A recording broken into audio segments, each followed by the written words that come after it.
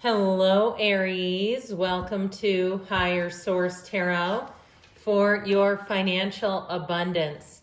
Tarot and Oracle card reading for January 2025. Please keep in mind, sacred divination is timeless, and so these messages may apply to you during the month of January or perhaps even further out into the year. Now, we have here, we're going past, present, future, and the advice on your financial situation here.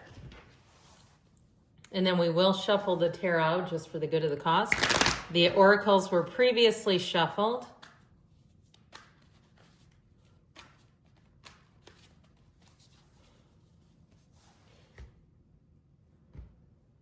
All right. In the past, you have the Knight of Cups, the Eight of Wands, and the High Priestess. You have here in the current situation, the present, the Four of Cups, Justice, and the Four of Swords. Now, fours are stability, measurement, discipline, order.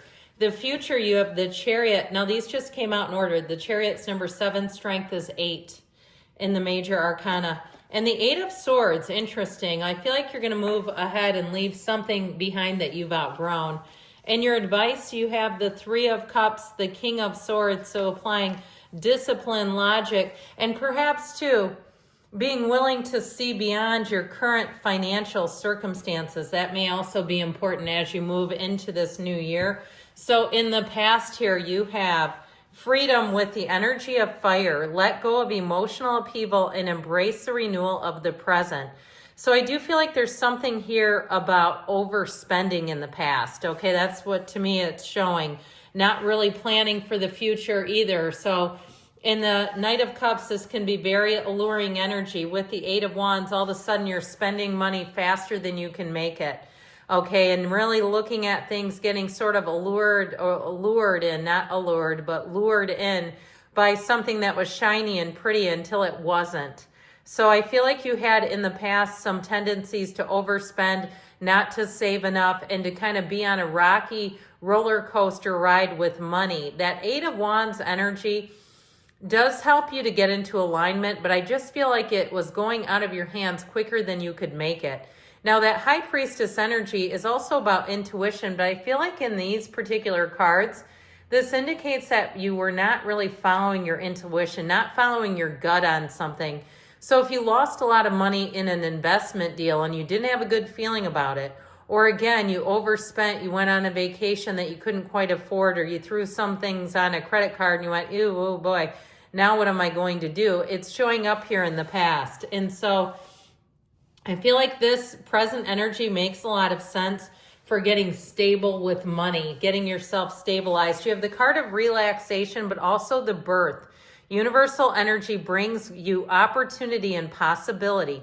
So I feel like they're telling you that, like, looking at money differently, looking at your finances, and really taking everything in, even sitting down with your bank statement and adding up how much money do you spend in a day. If you have no idea whatsoever, it may be time to do an inventory, really looking at where is money going, and then setting a goal for, and I'm not a financial advisor, okay? I'm getting this out of the cards. I don't do anything professionally with it. There are lots of great channels on YouTube where you can get financial advisement.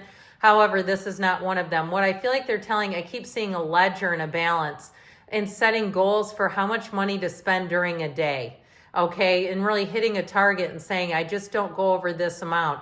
And some days not spending any at all. You have the birth of a great idea. So I do feel like they're saying, do your research, do the analysis part of it, really understand what you're getting yourself into, and then go for it if you're still feeling confident and good about it. Now, with these two fours, these are wonderful because I do feel like for those of you that have had some uncertainty where money was good until it wasn't, and you've kind of had that pattern your whole life, where you've had big highs and some lower lows. It doesn't feel like rock bottom low. It just feels kind of frustrating from what I'm getting off of this. That energy of justice will help you to become so much more cognizant of your relationship and choices around money. Justice, you'll put your foot down and you will not waffle. Okay, you will not start to go back into your old ways. You won't slide backwards off of a plan. Fours, like I said, are discipline and order. And so the Four of Swords gets you to quiet your mind down so you can really look at things logically. You can really take a look at your money relationship and the landscape of money and then go out from there. With the Four of Cups, I feel like if you've had a relationship with money that has come out of a deficit-based system, if you grew up really poor, if you had some abandonment issues, and you've been sort of being a stuffologist, you've been finding ways through things to feel better. And that, trust me, can do it. I remember when my kids were young, and they called one store that I liked the Sale, and they called the store next door to it the Sale Sister. They used to say, we're going to the Sale and the Sale Sister. Because they knew how I was spending money. I was looking for sales and deals. However, that can be alluring too, and all of a sudden you're getting an emotional high off of it. Look at all the money I just saved. And so you start buying and buying and buying, and I feel like with somebody here, you're putting the brakes on that. I also feel like somebody here, if you've made a plan that you're not going to buy clothes this year, you're not going to buy something that you have a surplus of. Okay, if people go through your things, you know, your family comes to visit and they go, why do you have so many cotton balls? Why do you have so many pens? That sort of thing. I feel like you're going to change that dynamic. So in the future, this is great. You have the card of delight with proposal. A romantic or business opportunity is indicated. So if you're looking to start a business, I also feel like getting control over your money habits is going to be so ideal for this. Where when you move forward, that proposal, that opportunity is going to bring in more money. And I feel like in the next year or two, you're going to see that you have quite a bit more money saved because you've made some changes. Even if you're getting rid of some services that you don't need. I can tell you, I've done that myself where I had many, many streaming services that I was hardly using. And all of a sudden I discovered that you can get movies that you could pay for on YouTube TV and movies, and they're free with ads. So again, if you haven't seen my life in a couple of decades, it's on there free with ads, and they're short ads. It's worth it. So I do feel like with this energy, you are driven to success. Now that Eight of Swords in the future may be sort of a lingering notion or a lingering feeling of not doing things that you want to do in terms of those highs, okay? And so I've been a friend of Bill W. for a long time. We refer to those sometimes as our other drinks when we start to buy stuff and do things that we go, this is not just a compulsive behavior. I feel like it'll still kind of be there for you, but with this, the Chariot and Strength, you are overcoming any obstacles with money. You're overcoming anything that's held you back. And so with the Chariot, it's making great gains. If you're looking to move, I do feel like you have new opportunities showing up here to move. You also have travel, which I actually find kind of interesting because I feel like with the changes you make, you will have more money for travel. Now, like I said, that Eight of Swords will still show that you need to have some self-restraint. I feel like once, Aries, you make up your mind, you'll do it and you'll go all the way in. I mean, we're talking full tilt into this thing. That you won't stop and you won't regret it. And the things that you cut out, you won't miss. Okay, because it's not based on lack. It's almost based on like what I get is some frivolous nonsense that maybe you have going on where you say, why am I still spending money on this membership I never use?